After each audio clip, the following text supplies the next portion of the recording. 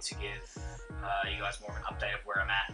I've gotten a few new parts. I've made a bit of progress that I haven't filmed, but definitely I've made some progress in what I'm doing and where I'm at. So we'll go through that today. I'm going to do a little bit of valve cleanup. Hopefully get my head block just cleaned up more. It's looking pretty good right now, but we'll see. If you haven't seen, I do have an Instagram started up for this. It's Schmitty's XG Barra swap. I'll probably tag it and put a link for it.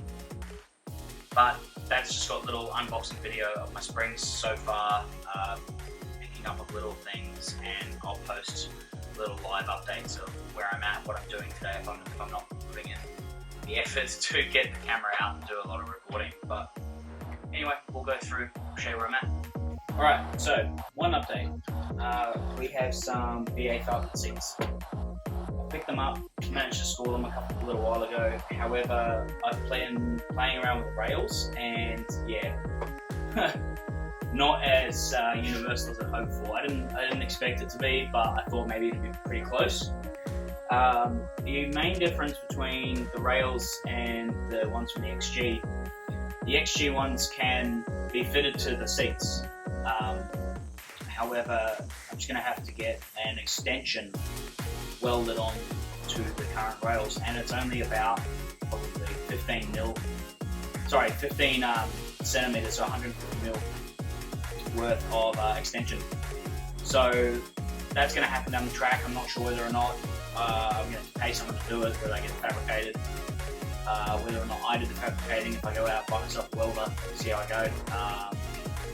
I'm not sure who I have to get to inspect it, whether it's just mod plating or engineering, or where I have to go from that, because I am changing the seats and the position of everything.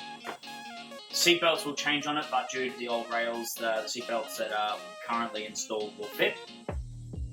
Driver's side ones in the back. Few bench seats have been taken apart, but so far that's one little update that I have. So this is the latest addition to the parts.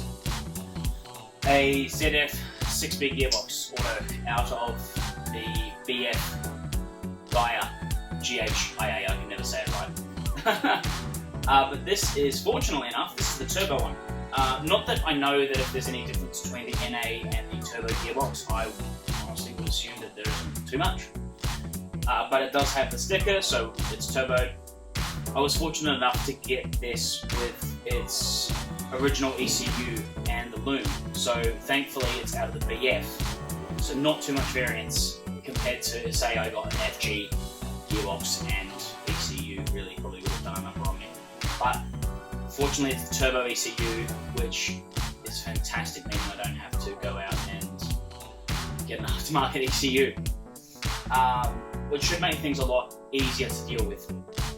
But I got this, it's got roughly, I think it's 195,000 on the clock, which, yes, is a bit rough for a gearbox, but you can never really be too sure of the life of the gearbox unless you've had it from day one, which unfortunately I haven't.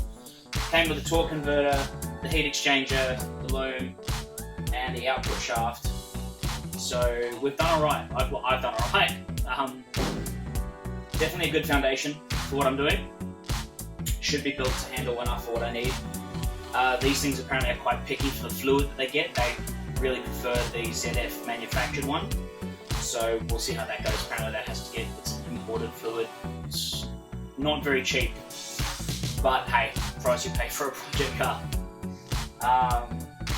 Biggest difference between this and my factory one is the factory one had the gear select on the driver's side. So that way I was thinking I'd be able to keep the column shift, but there's going to have to be a big workaround around that. I'm more than happy to face that problem down the track. So anyway, this is going to sit here until the engine work is finished, but the engine work could be a while, so at least it's here, and it just makes me feel like everything's starting to get that little... Getting to the point where it's like, oh look, something else on the floor. You know what, how about I get on the floor? Save my knees. So the head block has been sitting in this concoction of a bunch of chemicals. So I've had it in here for a couple of days now, and I've turned it over and hit it with a wire brush, hit all the seals, the ports. The underside is looking very clean. Makes me really happy. So that's all cleaned up and it's looking better. So today this is going to get taken out and cleaned up that little bit more, just because it's still a bit funky.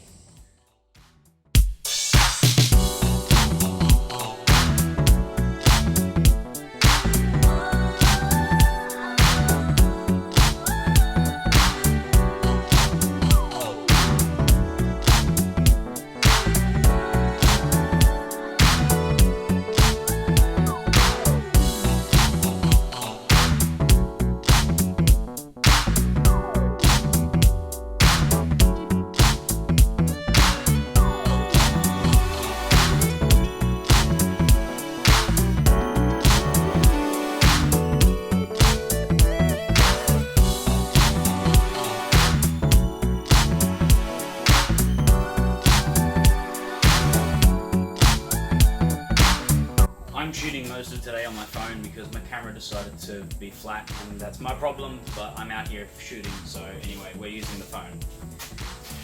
My bench is currently a bit of a mess because I've been doing a lot of work late at night, just fiddling things and getting, mainly starting on my valves, getting them all polished up and cleaned. So I've had these, these come up alright. These are all my exhaust valves in here.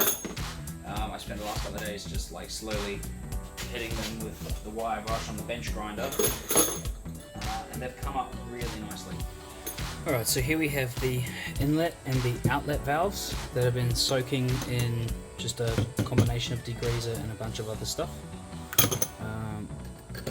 These ones, as you can see by the colour, this one's got some stuff on. So you can see that the carbon has kind of come off, it's kind of washed off, but there's still a little bit of staining on them. But these ones, however, this carbon is just like caked on. So I'm gonna have a crack at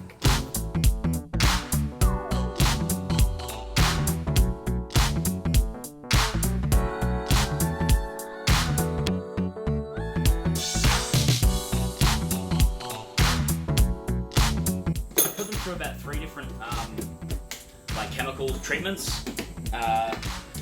First one was just CLR, just classic CLR in hot water, and let that sit for a couple of days, and that came up messy. It was really messy. Took a lot of stuff off and loosened a lot of the carbon, which was fantastic. And then the next one was just some vinegar and some water to see. I thought once it had been cleaned up, I'll put them through there, maybe it'll hope to be a rust preventative. It cleaned off more than the CLR, which was weird. Like, it took off just a mix of 50-50 vinegar and water, and it took off a lot, which was handy. Which was just like, oh, why did I waste my time with CLR? Also, another thing that came a little while ago was this. This is my new valve spring tool. It's a little bit rusty because I think it's from China. It's not the greatest material, but I don't know what it is. It's not coated. I probably should put a rust prevention on it. But this is a C-clamp style compressor, which fits the lock. Couldn't tell you how happy I was. This is a $20 part off eBay. This is $20, free shipping. I haven't tested it yet, but I'm super keen to. Hoping to get to that today, but it might be tomorrow because I've got to let my head dry out. But I'm really keen to use this and get everything reset. I understand things like the head cylinder being soaked at home is a bit different. I could pay to get it chemically cleaned, could have it paid to sit in a tank, could have it paid to get it poured and polished, but this build isn't about what I could pay to do. This is a build is about me learning how to do it, saving some money by doing it myself, and actually enjoying doing it all. I like it. I really like the fact that it's, well, I like doing it myself. This is honestly the best part of this, because it's so satisfying knowing that I'm doing it, I'm learning how to do it. And hey, if anything goes wrong, it's on me. That is honestly the beauty of using this engine. If anything goes wrong, this whole engine is about $450 to replace. That's base price for records, don't quote me on anything, but it's a relatively cheap fix if anything goes wrong. Because I could more or less just scrap it and start again if I had to. I don't want to, but I have to. If I have to, I can. That's what this whole thing is about. Yes, admittedly I've bitten off way more than I can chew. But the only way you're going to finish that is by small bites. So these are all me taking my small bites. Fortunately, you guys are coming along with me and getting to see where I'm at and what I'm doing. I hope everything is going well for you guys so far. I know I'm only about 3 videos in, but hey, I'm having fun. I really am.